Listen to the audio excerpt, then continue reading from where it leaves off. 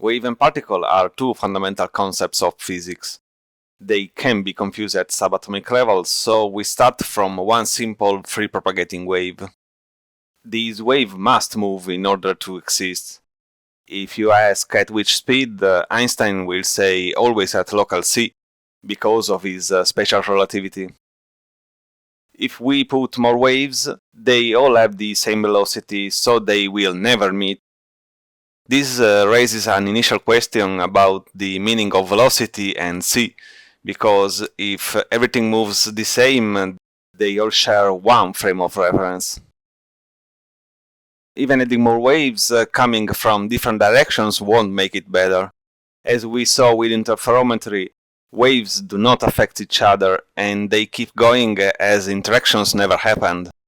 It doesn't matter how much time we spend here, nothing will change and everything will be conserved in its own state.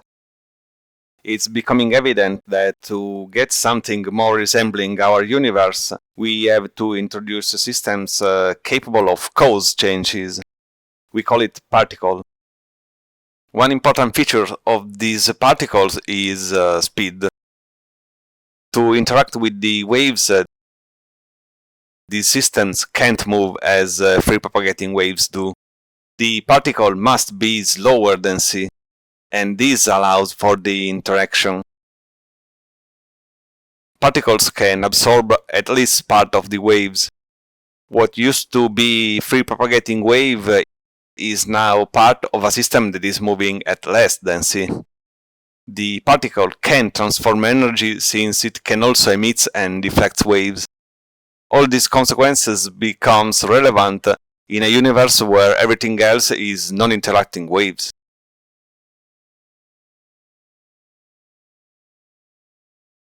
While dualism is wrong in waves, it is very true in particles. The particle is a confined standing wave. It is still a wave, but it's not free propagating linearly. The system is lower. Thanks to the confinement, we have a recursive angular momentum. The particle, therefore, still has a wave component that allows it to interact with free propagating waves, while confinement is what allows the collision and the wave to be recursively standing. Introducing more particles, we observe that waves can put them in motion, and particles now have a relative velocity.